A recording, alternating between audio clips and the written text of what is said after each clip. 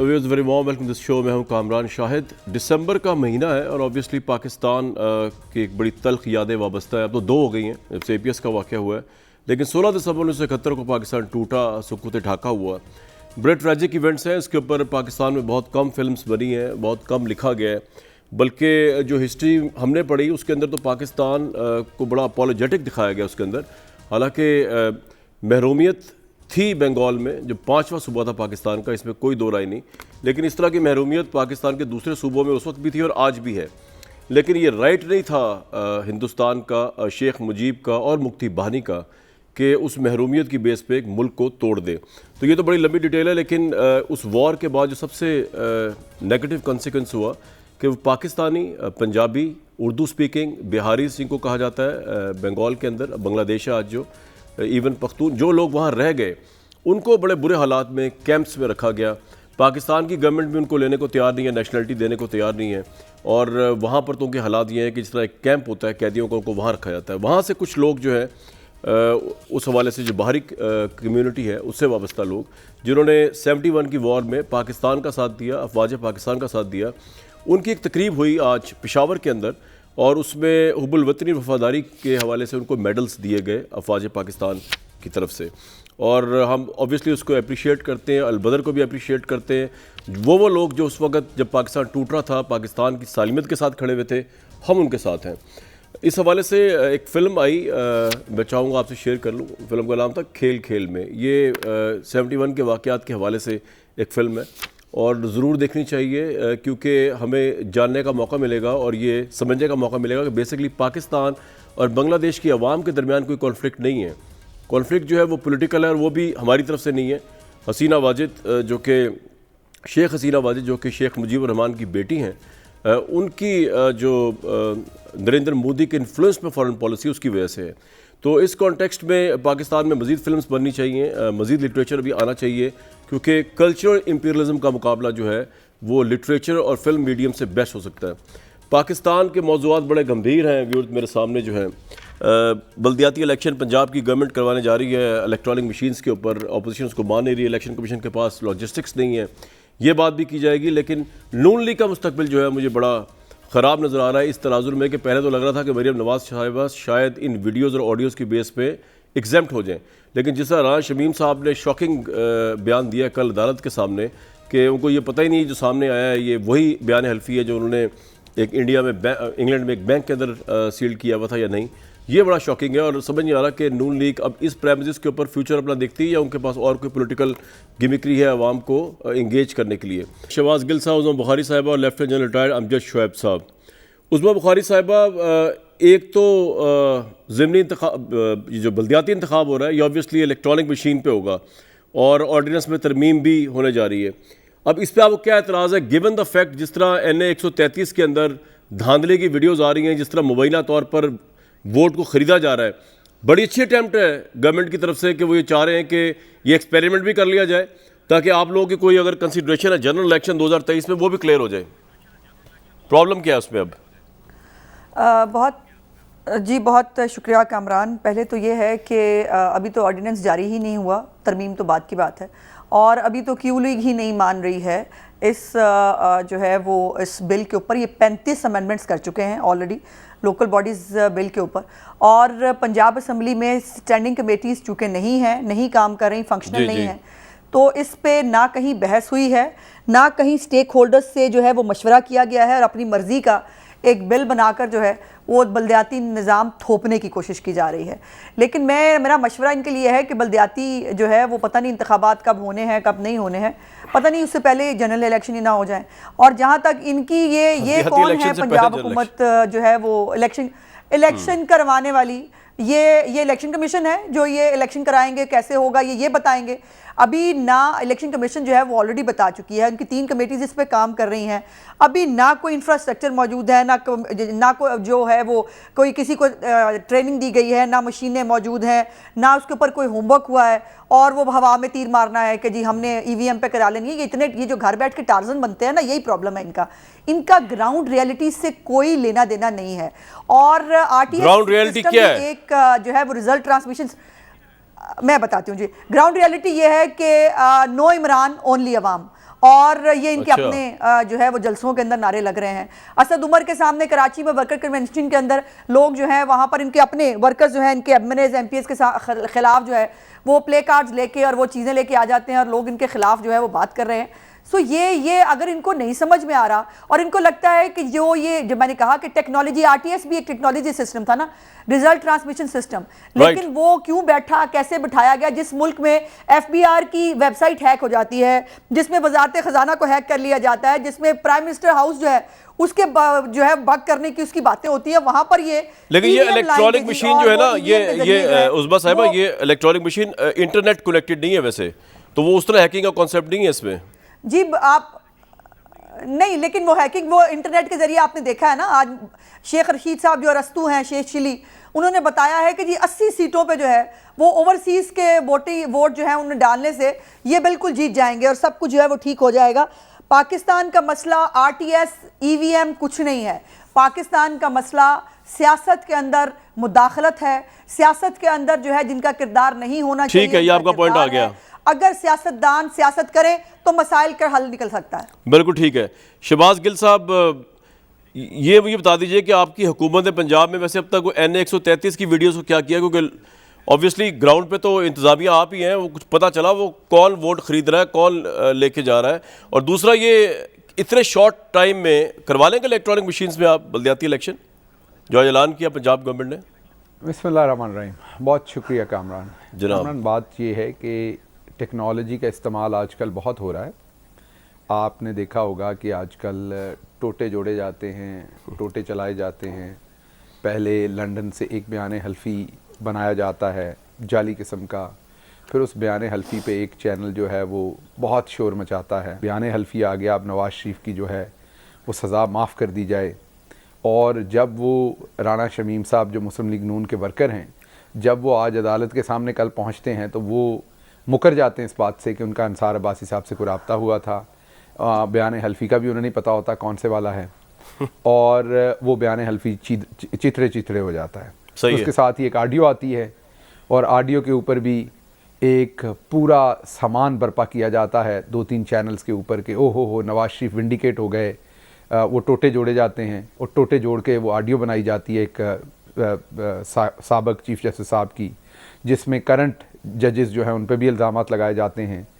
और उसके बाद जब समा टीवी का सुहेल उसका तिया पांचा करता है तो कहा जाता है कि ये देखें कितनी बड़ी गुस्ताखी कर दी जर्नलिस्ट ने, लेकिन वो साबित हो जाता है कि वो सब झूठ था। उसके बाद कहा जाता है कि पूरी प्रेस कॉन्फ्रेंस की जाती है बैठ के कि अच्छा जी बाकी सारे उसमें जो चीज़ें थी वो तो जाली साबित हो गई, लेकिन ये 2-3 बातें तो जज साहब ने कभी नहीं कही, वो उनकी कभी किसी तकरीर में नहीं होती। और ये ऐसे ही किया जाता है जैसे 100 का नोट सारा जाली हो लेकिन उस पर कायदे-आज़म की तस्वीर तो असली है, इसको 100 के नोट को आप 10 रुपये में तो चला लेना। ये मरियम साहबा की ख्वाहिश थी। सही। अब आपको पता है कि जियो टीवी के ऊपर ही वो फिर जी उन्होंने 8 बजे कुछ फोरेंसिक किया, 10 बजे वो दिखा दिया गया, वो जो लफ्ज़ रह गए थे उसका भी तिया पांचा कर दिया गया। तो आज कल जो बयान हल्फी था उसके बारे में अंसार अब्बासी साहब कहते हैं इन्होंने हमसे रब्ता किया, वो कहते हैं हमने नहीं रब्ता किया। तो ये तो है अभी तक टेक्नोलॉजी का इस्तेमाल। सही। ये मैंने आपको सारा इनकी टेक्नोलॉजी का इस्तेमाल बताया है। ये टोटे जोड़ने की टेक्नोलॉजी, नेगेटिव और टेक्नोलॉजी का उधर से इस्तेमाल। कैप्टन सफदर कहते हैं, उधर से कैप्टन सफदर कहते हैं कि अब स्विमिंग पूल के अंदर गिरते हुए वीडियोस आएंगी, बाथरूमों के अंदर की वीडियोस आएंगी। ये खैर वैसे तो बड़ा ये बिलो द बेल्ट था, टेक्नोलॉजी और कंडेमेबल है। डिग्रेड फिल्मों सही, का जो बिल्कुल, इम्तजाज है, बिल्कुल। हाँ ये कंडेमेबल था स्टेटमेंट, कह रहे? कैप्टन साहब का कंडेमेबल स्टेटमेंट था, बिलो द बेल्ट था। जी जी, बड़ा सर हर वो शख्स जो इज्जतदार है वो ऐसी स्टेटमेंट से डर जाएगा। अब तो लोग अपने गुसल खाने में शावर लेते भी डरेंगे कि कहीं रोशनदान में कैप्टन सफदर साहब कैमरा लेके ना खड़े हों। तो इसलिए अब बात यह है कि ये जो टेक्नोलॉजी का और गंदगी का इम्तजाज है, गंदी जहनीत का मेरे मतलब है, ये आपने पिछले चंद दिनों में देखा। अब आते हैं हम वोटिंग की टेक्नोलॉजी की तरफ। तो वोटिंग की जो टेक्नोलॉजी है वो बड़ी सादा सी टेक्नोलॉजी है कि एक मशीन बननी है और उस मशीन ने तकरीबन 3 से 4 महीने में पूरे पाकिस्तान के जितने पोलिंग स्टेशन पे मशीन चाहिए हो वो बन सकती है। सिर्फ उसकी स्पेसिफिकेशंस इलेक्शन कमीशन ने वाजे करनी है।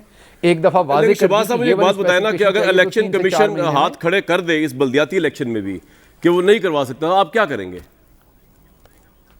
तो फिर इलेक्शन कमीशन को मेरा ख्याल में रिजाइन करना चाहिए, नया इलेक्शन कमीशन आना चाहिए जो काम कर सके। कोई काम तो करना होता है ना, हाथ खड़े कर देने से तो काम नहीं होता ना। ये वो वाली बात तो नहीं है ना, इस मरीज में लाहौर ले जाओ, मतलब कोई काम तो करना पड़ना है ना सबको। तो अब पार्लियामेंट ने एक कवानीन वज़ा कर दी कि इलेक्शन इस तरीके से होना है, इलेक्शन इस तरीके से होना, इलेक्शन कमीशन ने उस इलेक्शन को करवाना है। वैसे कोई मुज़ाहिरा नहीं है कि बल्दियाती इलेक्शन में ये रिहर्सल करके देख ली जाए, बल्कि ज़मीनी इंतखाब देखे जा सकती है कितना इफेक्टिव है। उस साहब मैंने जाना जनरल साहब के पास है, क्विकली आपने कुछ रिस्पॉन्ड करना है, फिर वो ऑब्वियसली वो भी करेंगे। बोल, 1 मिनट आपका, बोल लें। नहीं, क्विकली तो मुझे नहीं करना है, बहुत सारी बातें डिटेल से करना है, कर ले भाई, कर ले डिटेल से। इनको पता नहीं शहबाज गिल साहब की जो बनी गाला फोरेंसिक एजेंसी है, जहां से वो इनको रिपोर्ट मिली है कि वो सब टोटे जोड़ लिए, चले शायद वो हो सकता है टोटे जोड़े हों, लेकिन वो वजीर आजम और सदर पाकिस्तान की पीटीवी पे हमला करके एक दूसरे को मुबारकबाद देने वाली, तो मेरा ख्याल है वो टोटे तो नहीं जोड़े होंगे। और जो चेयरमैन नैब की एक वीडियो आई थी जो इन्हीं के एक मावन खसूसी के चैनल पर चली थी, उसके टोटे भी नहीं जुड़े होंगे। और वाकई टेक्नोलॉजी के गंदा इम्तजाज जो है वो हमने बहुत सारी, अब मैं उस डिटेल में नहीं जाना चाहती, बहुत सारे मैसेजेस की बात भी हुई थी कुछ अर्सा पहले। प्रॉब्लम यह है कि जो घर बैठ के ये कह दे अरशद मलिक की वीडियो जो है उसका फोरेंसिक कराने का हुकूमत पाकिस्तान ने जो है वादा किया था, उसकी फोरेंसिक करा के रिपोर्ट छुपा क्यों ली है, लाते क्यों नहीं है बाहर लोगों के सामने और बताते क्यों नहीं है कि अरशद मलिक की वीडियो जो है वो बिल्कुल ओरिजिनल और करेक्ट थी। ये जो नवाज शरीफ साहब ने कहा था ना, मैं अपना फैसला अल्लाह पे छोड़ता हूं, तो अल्लाह की लाठी बड़ी बेआवाज होती है, वो लगती जरूर है, वो उसमें 3 साल अभी तो जो जिस जज ने आपको रिलीफ दे रहा था वो ही विड्रॉ करके अपने उससे एफिडेविट से, उन्होंने कहा मुझे तो पता ही नहीं है, अखबारात पढ़ने के बाद अपना जवाब नहीं, उन्होंने अपना जवाब देना है, उन्होंने अपनी ओरिजिनल वो ला के देनी है। मेरा ख्याल है जब तक वो आती है उनके जवाब का इंतजार कर लेना चाहिए। लेकिन ये इतनी बगले बजाने की बजाय ये अपनी ये नैब को क्यों नहीं पढ़ा के भेज रहे, यहाँ बैठ कर जो ये मीडिया ट्रायल करते रहे ना, पिछली पेशी पे गिल साहब नैब से स्पेसिफिकली हाईकोर्ट के डिवीजन बेंच ने सवाल पूछे थे कुछ, उनको पढ़ा के भेजिएगा, उनको जरा बता के भेजिएगा कि मरियम नवाज के जो है वो असासा कहाँ साबित हुआ। पहला सवाल जो कोर्ट ने पूछा था, दूसरा उन्होंने पूछा कि जब कोर्ट की प्रोसीडिंग्स में तो प्रोग्राम ये लंबा हो जाएगा, फिर मैं समझ गया आपका पॉइंट। डाउनलोड करके ये फॉन्ट मौजूद था, आपने उसके साथ मीडिया में प्ले किया, शफाफ इलेक्शन में हमें रिकॉर्ड चाहिए, वो रिकॉर्ड उनको भिजवा दीजिए। आपका पॉइंट आ गया ना, ज़ाहिर आपके अंडर काम करता है, आप लंबी चलेंगे पेश, आपका पॉइंट बिल्कुल आ गया। लेकिन जो आपने कामरान एक सवाल है जी गिल साहब, जी मुझसे पूछे जी कामरान, जरा हमारी छोटी बहन से ये पूछ दें कि क्या वाकई जो कैप्टन सफदर साहब की प्रोडक्शन है उसमें स्विमिंग पूल और बाथरूमों की, यार ये उनकी जरा सुनवा दें, ये जो बार बार कह रहे हैं ना कैप्टन सफदर की, वैसे मैं भी उसको बहुत कंडेम तो इनको भी करना चाहिए। अच्छा जी उस्मान साहब, मैं तो उस दिन का कपड़े पहन के भाई नहाना शुरू हो गया हूं, मैं इसलिए कह रहा हूं कि चेक करवा लें कि अब ये क्या प्रोडक्शन आने वाली है। मेरा ख्याल है इस मौजू से आगे चलते हैं। गिल साहब ना करे नहीं सर, ये पूछ दें, बड़ा जरूरी मौजू है, मैं तो कपड़े पहन के नहा रहा हूं। लेकिन कहां कौन सी लॉन्ड्री लगी हुई है, कहां कौन क्या कर रहा है और क्या हो रहा है, ये पूरे पाकिस्तान को पता है। भाई जनरल साहब के पास जाते हैं, आप खुल के मुझसे सुनना चाहेंगे वो नहीं, मेरा ख्याल है काफी है, उन्होंने काफी कर दिया। ये कहां लगा हुआ है, ये प्रोग्राम का मतलब नजर ये नहीं था, क्या फोटो है और गंदी वीडियोस बनाते हैं, ये मुझसे ना सुने तो बेहतर है, आपके लिए भी बेहतर है मत सुने मुझसे। नहीं सुनने सुनाने वाली बात ही नहीं है। मैंने तो सिर्फ अपनी बहन से सादा बात। गिल साहब आप सब्र कर लें, कोई ऐसी बात नहीं, सब्र कर ले। मैंने भी सादा जवाब मैं तो भाई आपके लिए भी कह रहा हूं भाई, सब्र कर ले। मैं जरा जनरल साहब, मुझे पता है जनरल साहब के पास जाऊं मैं जरा, मैं तो भाई कंडेम करता हूं। उद्धव जनरल साहब अल्लाह का शुक्र है, वैसे खुदा का शुक्र मत करें, और सुन तो ले, खुदा का शुक्र है अपने वजीर आजम की और उसकी जाती जिंदगी की फिक्र करें, मेरी फिक्र ना करें। स्विमिंग करने का वैसे मुझे कोई शौक नहीं, वैसे मुझे बड़ा अजीब सा काम लगता है यार, जहाँ हर बंदा कूद रहा है। नहीं मैं वैसे ही बता रहा हूँ, हर बंदा कूद रहा है, आप भी कूद जाए तो इससे दूरी रहे। जनरल साहब अपने जो इर्द गिर्द है ना उनकी फिक्र करें, जिनकी बारे में स्टोरियां बहुत हैं, वो हमारी शराफत है कि हम मुंह से उसका इजहार नहीं करते। गुलाला ये भी भूली नहीं है किसी को। अभी आपके वुज़रा के बारे में जो स्टोरियां आती हैं, मैं तो वो बोल भी नहीं सकती क्योंकि हमारी तरबियत इजाजत नहीं देती। आपकी देती है, आपकी तरबियत इजाजत देती है कि मरियम के खिलाफ आप बिलो द बेल्ट जाएं, आपकी तरबियत इजाजत देती है कि आप लोगों की माँ हमारी बहन है, हम कभी भी उनके खिलाफ बिलो द बेल्ट नहीं जा सकते। के बारे में बात करें तो आपके पास हम तो उनके शौहरे नामदार की ख्वाहिश पे बात करते हुए अभी तो हमने कहा ही कुछ नहीं खतून अव्वल को, अभी चलो जी को कुछ कहते नहीं, उनका एहतराम मैं कह रहा हूं अगर आप दोनों भी डरे जिस दिन हम सच्ची बात हम तो कह रहे हैं मरियम हमारी बहन है, हम तो कभी भी बिलो द बेल्ट नहीं जाएंगे। डरे ठीक है जी, तय हो गया। बहन नहीं हो सकती, आई एम सॉरी। नहीं गिल साहब आपकी कोई बहन नहीं हो सकती, आई एम सॉरी। इनकी कोई बहन हो ही नहीं सकती, वो इतना रिस्पेक्ट दे रहे हैं यार, हदों की उस्मा साहिबा, आप लोग तो किसी तरह भी खुश नहीं, मैंने हिसाब लगा लिया। ये रहने दो, चलो चलो नहीं, वो सबको छोड़ें। पता है, सबको पता है। मैं ब्रेक से वापस आता हूँ जी। बहुत वार्म वेलकम जी जनरल इस बात साहब। को। जनरल साहब, ये जो शुरू में इन्होंने चले- बात की चले- थी ना, ये उज़्मा बुखारी साहिबा ने, उन्होंने कहा, उन्होंने बात बड़ी अच्छी की थी, मतलब इंटेलेक्चुअल बात है मेरे हिसाब से। उन्होंने कहा ये मशीनों वगैरह से कुछ नहीं होगा, सियासत में जब तक मुदाखलत ख़त्म नहीं होगी, इलेक्शन में जब तक मुदाखलत ख़त्म नहीं होगी, तब तक इलेक्शन फेयर हो ही नहीं सकते, चाहे बल्दियाती इलेक्शन में ले आए इलेक्ट्रॉनिक मशीन या जनरल इलेक्शन में ले आए। सर योर पॉइंट टू, दूसरा इसमें भी तबसरा करते हैं, जो वीडियो ऑडियोज़ या हल्फिया बयानात के ज़रिए साबिक जजेस के, अगर नून लीग ये चाह रही है कि इस तरह दबाव आ जाए मुबैना तौर पर, जिस तरह गवर्नमेंट कहती है कि दबाव लाने के लिए कर रही है कि इस्लामाबाद हाई कोर्ट से बेल मिल जाए, मरियम साहिबा को नाम क्लियर हो जाए, या नवाज शरीफ साहब, आपको लगता है ये कोशिश भी कामयाब हो सकती है या नहीं हो सकती given the today's facts? General साहब। बिस्मिल्लाहिर्रहमानिर्रहीम। देखिए, पहले तो जो उस्मा बुखारी हमारी बहन है, इन्होंने बात की, बात यह है कि मदाखलत का जहां तक ताल्लुक है, वो तो हर इलेक्शन में किसी न किसी की मदाखलत का इल्जाम लगता रहा है, और इल्जाम लगाते इसी वजह से हैं कि जो हारा बंदा जो इलेक्शन हार गया है, उसने कभी इलेक्शन को दुरुस्त माना ही। तो जिसने जीता इलेक्शन वो कहता है मदाखलत कोई नहीं हुई, जो हारा वो कहता है जी मदाखलत हो गई, कभी आरोपी हो गई कभी।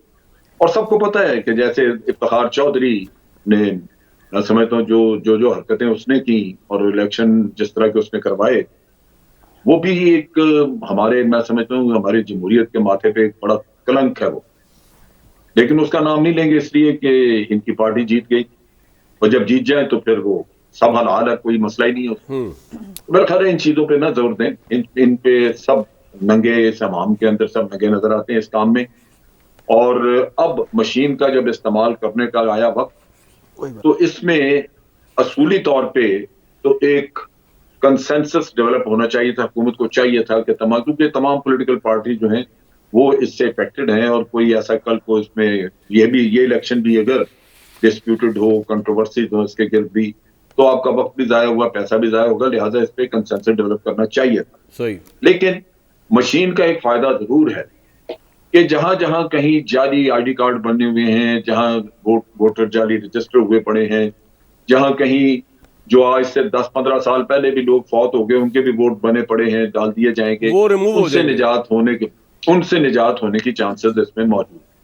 बासूरत इसको कंट्रोवर्सी से बचाने के लिए कोशिश यही होनी चाहिए कि इस पे कंसेंसस हो। दूसरी बात यह है कि जल्दबाजी में अगर कराएंगे तो हो सकता है कि लोग इस पे ट्रेंड ना हो जिन्होंने हैंडल करना है, और ये जो अभी फौरी तौर पे पंजाब में हम करने जा रहे हैं, उसके ऊपर भी हो सकता है कि कंट्रोवर्सीज निकल आए, परेशानी हो, क्योंकि मुझे अंदाजा है कि ये मशीनी काम पे हमारे लोग अभी पूरी तरह तैयार नहीं, ट्रेंड नहीं। और जनरल साहब थोड़ा ये बता दीजिए, ये जो वीडियोस जो खास तौर पे नून लीग की तरफ से आ रही हैं और जिस तरह बयान हल्फी आ रहे हैं, इससे कोई फायदा हो सकता है नवाज शरीफ साहब के केस को? देखिए, फायदा बड़ा सीधा था कि आप मनी ट्रेल दे दें, जो मुकदमा आपके ऊपर है, आप मनी ट्रेल नहीं दे रहे, बाकी आप सारी दुनिया को गलत साबित करने के लिए जालसाजियां हर तरह की कर रहे हैं। तो सियासत जालसाजी के हत्थे चढ़ के तो मेरा नहीं ख्याल किसी अच्छे मुंडे चढ़ेगी। ये काम शुरू हुआ था, जाली डॉक्यूमेंट जो सुप्रीम कोर्ट में दी गई वहां से शुरू हुआ था। झूठ तो पहले ये बड़ा बोलते थे, लेकिन ये जो डॉक्यूमेंट्स का खेल शुरू हुआ वो वहां से शुरू हुआ, लेकिन वो रुक नहीं रहा आज दिन तक। कभी ऑडियो वीडियो, हम हमेशा उसकी वीडियो की बात करते हैं, जज अरशद मलिक की, लेकिन उसका जो एफिडेविट है उसकी बात नहीं करते। राना शमीम के एफिडेविट की बात आती है, लेकिन जज अरशद मलिक के एफिडेविट की बात ही कोई नहीं करता, हालांकि उसमें उसने सारी वजाहतें दी नहीं। और ये कभी हुआ है, आप मुझे एक चीज आप ज़हन में रखिए, कभी ऐसा हुआ है कि एक जज मुल्ज़म के घर जा रहा हो वजाहतें पेश करने के लिए? कभी दुनिया में ऐसा सुना आपने कि जज जो है वो मदीने का सफर कर रहा हो? मुबैना तौर पे गया तो है ना, नून लीग तो क्लेम करती है कि उसके जमीर की आवाज पे लब्बैक कह के गया वो। उसने उसने पैसे लिए हुए थे। किससे? वो जो इनसे, ये नासिर जंजू और नासिर भट्ट से, जिनसे पैसे लिए हुए थे वो उसके, ये तो आपने इल्जाम लगा दिया ना, हमारे पास एविडेंस तो कोई नहीं कि नासिर भट्ट नासिर जंजू से पैसे लिए थे, लेकिन आपका ये इल्जाम है। मैं जिस इलाके में रहता हूँ उस इलाके में करीब ही उसका घर है। मौका दूंगा। मैं जिस इलाके में रहता हूँ उधर ही करीब वो रहता था। मैं उसके खानदान के सारे रेल पेल देखी है उस पीरियड में, और हमारे अपने जो इलेक्टेड रिप्रेजेंटेटिव है उन्होंने देखी है। ठीक आप यूं देख लीजिए, इस किस्से को मैं एक्सप्लेन कर देता हूँ। ठीक से बुलाइए, आपका पॉइंट। जज बशीर के पास केस था जज बशीर के पास। जी। और पोस्ट करवाया इन्होंने इसको अरशद मलिक को, ये आया तो इन्होंने एप्लीकेशन दे के केस उसके पास ट्रांसफर करवाया। भाई अगर ऐसा ही मसला है आप ये कह रहे हैं कि अरशद मलिक को जो है वो ब्लैकमेल किया नून लीग ने या पैसे दिए? ये एक मिनट, वो दो केस चल रहे हैं जैसे कह रही है, लेकिन एक मैं कुछ और पॉइंट, मैं कुछ उस्मा साहबा एक मिनट ठहर जाए। क्या एक में एक सर आप ये कह रहे हैं कि अरशद मलिक को ब्लैकमेल किया नून लीग ने और ब्लैकमेल करके उनसे ये वीडियो रिकॉर्ड करवाई नवाज शरीफ, आप ये कह रहे हैं? रिकॉर्ड ये बात सुने, मियां तारिक पकड़ा हुआ था जिससे वीडियो खरीदी इन्होंने, वो बंदा मौजूद है। मैं ब्रेक से वापस आता हूँ जी। बहुत वार्म वेलकम जी। जनरल साहब की टॉक से वो लग ही रहा है कि बेसिकली आपने अरशद मलिक साहब को भी मुबीना तौर पे ब्लैकमेल किया और उससे ये वीडियो रिकॉर्ड करवाई। आपके पास उनकी कोई वीडियो नहीं, ये तो ये बात कर रहे हैं, लेकिन एक इससे पहले मैं एक बात जी कर लें आप, चले बात ये उसने अपनी वीडियो, उसने सर आ गया आपका पॉइंट जी, अपनी हो गया जी फरमाएं जी। देखिए जनरल साहब की मालूमात का जरा अंदाजा लगाएं, उनको यही नहीं मालूम कि अरशद मलिक की जजमेंट अलहदा है और बशीर जो है उसकी जजमेंट अलहदा है, जज बशीर की, और ये दो जजमेंट्स हैं जिसके ऊपर जो है वो दो केसेस के ऊपर था। अब वो कह रहे हैं वो ट्रांसफर करा के वो करा लिया था। ये जंजवा साहब को भी और जो दूसरे मियां तारिक साहब थे उनको FIA भी ले गई और उनके अंदर कोर्ट के अंदर उनके खिलाफ ट्रायल हुआ।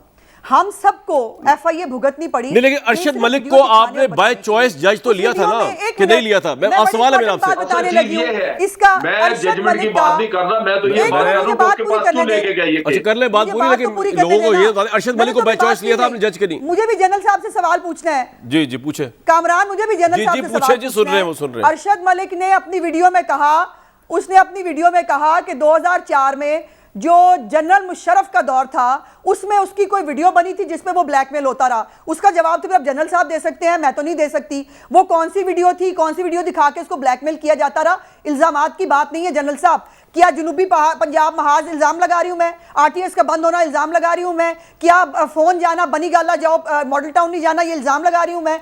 क्या जो है वो लोगों को जीप के ऊपर खड़ा कराया गया, हमारी टिकटें वापस करा के इल्जाम लगा रही हूं मैं?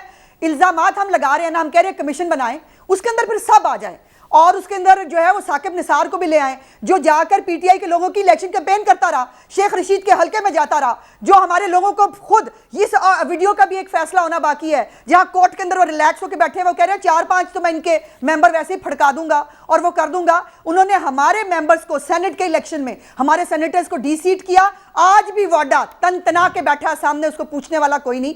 और हमारे जो है उनको सिंबल नहीं लेने दिया, शेर का सिंबल साकिब निसार ने नहीं लेने दिया। दास्तान तो बहुत गमगीन है। को जो है वो पार्टी की सदारत से भी नाल कर दिया। गिल साहब का पॉइंट ले लो, बात सुने मैं जो अर्ज कर रहा हूं वो ये है कि जालसाजी की इब्तिदा शुरू हुई थी सुप्रीम कोर्ट में डॉक्यूमेंट्स, कोई इनकार कर सकता है?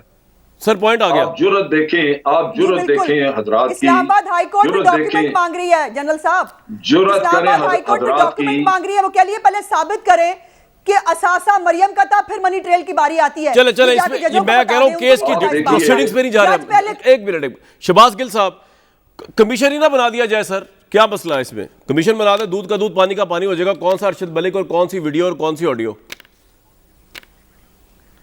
अच्छा अब मैंने उसको निकाल दिया, उसकी जजमेंट आज भी पड़ी है। अब जरा हुकूमत को बोले जी। अभी जरा मेरी बहन की आवाज बंद कर दीजिएगा थोड़ी देर के लिए, क्योंकि इन्होंने बात नहीं करने देनी। नहीं आप करेंगे, बात करेंगे। मैंने आपके सामने चुप करके सुनी। बिल्कुल ठीक है, उन्होंने सुनी है, इंटरफेयर नहीं करेंगे जी। चले बात ये है कि अब मुझे जरा बात करने दीजिए, क्योंकि मैंने इनकी बात बड़ी तवज्जो से जी। इन्होंने बिलो दी बेल्ट बात की, तो ये तब इस पार्टी में नहीं थी, इनको इसका इल्ज़ाम देना गलत है। ये पीपल्स पार्टी में होती थी और ख़ुद नवाज शरीफ को करप्ट कहा करती थी और वीडियोस मौजूद हैं। इस पार्टी ने सियासत ही बिलो द बेल्ट शुरू की। आपको याद होगा जब फोटोशॉप आया तो किस तरीके से जाली, गंदी, गलीज, अरियां तस्वीरें जो हैं वो बेनज़ीर भुट्टो की बनाकर हेलीकॉप्टर से फेंकी गई। किस तरीके से जमायमा साहबा पर जाली केसेस किए गए। इनका इस पूरे टब्बर का जिसका नाम नवाज शरीफ और शहबाज शरीफ है, और अल्लाह जन्नत में जगह दे, इनके वालिद मोहतरम मियाँ शरीफ जो हैं, इन तमाम लोगों का ये काम था लोगों की बहन बेटियों की बेइज्जती करना, लोगों की बहन बेटियों की इज़्ज़तें उछालना। उज़मा साहबा नहीं होती थी इस पार्टी में तब, मैं दोबारा रिपीट कर रहा हूँ, पीपल्स पार्टी में थी, इनका कसूर नहीं है उस टाइम। ये अभी की जो प्रोडक्शन हो रही है उसको ये डिफेंड कर रही हैं। अब बात ये है कि जो तो गंदी वीडियो इनको सपोर्ट करे वो हक में है, जो सपोर्ट इनके खिलाफ जाए जो वीडियो, उस पर इनको एतराज़ है।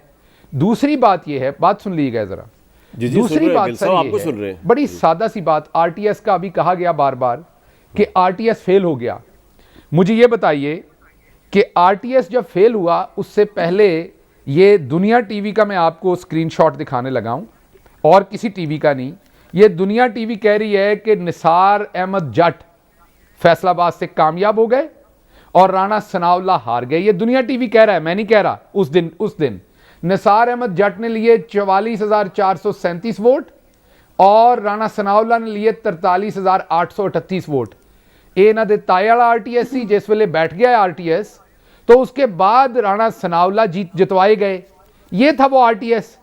तो आरटीएस में तो बेईमानियां इन्होंने की हुई हैं, और इसीलिए तो हम चाहते हैं कि अब वोटिंग जो है वो इलेक्ट्रॉनिक मशीन पे हो। गिल साहब, ये आप सूबाई इलेक्शन का रिजल्ट दे रहे हैं, सूबाई में वो हारे थे 92 का ये गिल साहब, ये 92 टीवी का रिजल्ट है। सर एक मेरी बात कर लीजिएगा सिर्फ, मैंने चुप करके एक बात सेकंड सुनी। ठहर तो जाए, आप ही बात करेंगे। 92 का रिजल्ट सर है। 1 मिनट तो ठहर जाए जी, मैं सिर्फ ये कह रहा हूं उस्मान कि डार जीत गए। और यार शहबाज भाई 1 मिनट सुन तो ले मेरी बात, आप ही बोल रहे हैं। निसार अहमद जट जो कामयाब हुए थे वो ये आप बता रहे हैं प्रोविंशियल सीट का, उसमें तो वाकई राणा सनाउल्लाह हार गए थे, वो नहीं जीते, वो एमएनए की सीट जीते। अब आप फरमाएं। कमाल है, अंदाजा लगा। नहीं सर, निसार जट एमएनए पे हैं। नहीं ये सर, दामाद हैं अलियास जट के। सर राणा सनाउल्लाह 1,03,000 वोट लेके जीते हैं as MNA sir, as MNA जीते हैं 1,03,000 वोट लेके। और जबरदस्त कैंडिडेट है निसार अहमद शहबाज जट। भाई आप जरा चेक कर और लें। ये एमएनए की सीट पे इलेक्शन लड़ रहे थे। सर ये 1,03,000 अब वोट मुझे लिए राणा बात खत्म सनाउल्लाह। कर आप कर ले खत्म, लेकिन मैं आपको दे दिया करें, क्योंकि चुप सर, करके तो बैठ नहीं सकती। सर मैं तो कुछ खाने को दे दे, मुंह चलता रहेगा, कम से कम चुप करके तो बैठे। चले आप आगे चले यार, दो बिस्किट आप आगे अगले रिजल्ट पे आइए, मैंने क्लियर कर दिया। रहेंगी, कम से कम उधर बिजी रहेंगी, क्योंकि बात तो इसने सुननी नहीं है। आप आराम से चुप करके अच्छा, बात तो इसने सुननी नहीं बीबी ने। लगी रहती है ये खातून जो है ना, तो या तो इसकी सुन लें या बात कर लें। यार मैंने आपको, जब आपने इस खातून को बुलाया था तभी बात नहीं करने देनी। चले गिल साहब बोले तो या तो इनकी चाचा मन करवा लें, मैं बात कर लूं, या आप बात करें, अब कोई नहीं बोलेगा सर, आप क्योंकि ऐसे तो नहीं हो सकता ना। मैंने इनकी बात में सांस भी नहीं लिया था, जैसे ही छुटती हैं चा चा चा चा चा चा चा चा रुकती नहीं है। इनको को बिस्किट शिस्किट। अच्छा गिल भाई पॉइंट आ गया आपका, अब वो नहीं बोलेंगी। बात ये है कि निसार अहमद जट एमएनए की सीट पर जीत चुके थे दुनिया टीवी के मुताबिक जब आरटीएस बैठा। उसके बाद उस्मान डार जो है वो 92 टीवी के रिजल्ट के मुताबिक जीत चुके थे जब आरटीएस बैठा। उसके बाद ये दोनों सीटें हम हार गए। हम तो ये समझते हैं कि 25 से 30 सीटें पाकिस्तान तहरीक इंसाफ हार गई। इनकी उस टाइम की इंतजामिया ने हमें आरटीएस के थ्रू हराया हमारी सीटें कम करने के लिए। इसीलिए हम डट के खड़े हैं कि हमने इलेक्ट्रॉनिक वोटिंग मशीन के बगैर अब ये धांधली ज़्यादा इलेक्शन दोबारा नहीं होने देने, ये जरा और ना हम होने देंगे। आपका पॉइंट आ गया। अच्छा अब दूसरी बात आखिरी कर दूं सिर्फ, जी फरमाएं, उसके बाद सारा टाइम आप इनको दे दें। नहीं आप इनके साथ ही हैं पास भाई। अगर कोई ऐसी ऑडियो है जिसपे ये यकीन करते हैं कि इन्होंने टोटे नहीं बनाए हुए, तो ये मेरी बहन खुद वकील हैं, ये जाके अदालत में पेश करें। आपने अभी मुझसे पूछा क्यों ना कमीशन बना दें। जिस दिन ये टोटे आए थे, आप याद करें, मेरी पहली प्रेस कॉन्फ्रेंस थी। मैंने उस प्रेस कॉन्फ्रेंस में कहा था कि असल में नून लीग चाहती है कि झूठ सच बोल के किसी तरीके से कोई कमीशन बनवाया जाए ताकि इन ऑडियोज की, झूठी वीडियोज की इन्वेस्टिगेशन हो, और जब वो कमीशन बन जाए तो इनके असल मुकदमा डिले हो जाए और जो इनको सजा पक्की होने जा रही है अभी वो ना हो। तो पागल नहीं है लोग कि आप लोगों की तकरीरों में से अल्फाज उठाएं। अब तो नवाज शरीफ की भी आ गई है वीडियो ऑडियो जिसमें वो कह रहा है मैं सबसे बड़ा करप्ट हूं, जिसमें वो कह रहा है कि इमरान खान तो सबसे बड़े ईमानदार है। वो तो फिर उस हिसाब से तो वो ऑडियो भी बिल्कुल दुरुस्त है जिसमें टाइम आ गया ब्रेक का, काफी देर पहले का। शहबाज भाई पूरा आपको मौका दिया बोलने का, मैं जरा एक ब्रेक लेता हूं और मसला ये हल नहीं होगा इस तरह। मैं ब्रेक से वापस आता हूं जी। अच्छा जी, गिल साहब बता रहे थे अभी वो दुनिया न्यूज़ का स्क्रीनशॉट के हवाले से, वो आई थिंक शहबाज भाई आपको थोड़ी ये गलत फहमी हुई है कि वो आगे का रिजल्ट और पीछे का रिजल्ट ना हो रहा हो, क्योंकि फाइनल रिजल्ट जो है ना वो मैं आपको बताया तो इलेक्शन कमीशन का, उसमें वो 43,000 या 40,000 का मामला नहीं था, वो निसार अहमद साहब जो है पाकिस्तान हो तहरीक गया ये, बस छोड़ें अब। 1,03,000 एक मिनट में आ रहा हूँ आपको, 1,03,899 वोट थे और राना सनाउल्लाह के थे 1,06,137। तो आई थिंक वो रिजल्ट जब चलता है ना, आगे कौन है पीछे कौन है, उस वक्त 43,000 चल रहा होगा। मेरे पास ये इलेक्शन के पीछे रिजल्ट है, तो वो शायद आपको कामयाब उम्मीदवार लिखा हुआ है दुनिया टीवी ने। सर मैं दिखा रहा हूं आपको, ये आगे और पीछे नहीं चल रहा। ये जरा स्क्रीन क्लोज कर लें यार शहबाज भाई, वो कई दफा फेक भी सोशल मीडिया में बन जाता है। चले कोई बात नहीं, वो मैं आप कह रहा हूँ कि आपसे भी, मैं ये कह रहा हूँ कि आपसे जानबूझ के नहीं हुआ, मेरी बात तो सुने सर। कामयाब उम्मीदवार का है और वो तो सारी दुनिया के सामने है। आपका पॉइंट आ गया। आप डार साहब के इलेक्शन में, मेरी बात तो सुन लें यार, डार साहब के इलेक्शन में आर्गुमेंट की नियत में कोई शक नहीं कर रहा, मैं आगे जा रहा हूं। माना ख्वाजा आसिफ ने कि मैंने कहीं व्हाट्सएप किया, सर आपका पॉइंट आ गया, मैसेज किया था इसलिए मेरा इलेक्शन जीता मैं गया। आपको ये कह रहा हूं कि आर्गुमेंट की आपकी नियत में कोई शक नहीं कर रहा है, ठीक है ना। वो कई दफा सोशल मीडिया में भी चल जाती है इस तरह की चीजें। तुसी ज्यादा सीरियस ना लिया करो मरीम नवाज साहिबा स्टेटमेंट, तुसी कहो सीरियस लेना शुरू कर देता जी। उस्मा साहिबा आप बोलें, क्या कह रही हैं?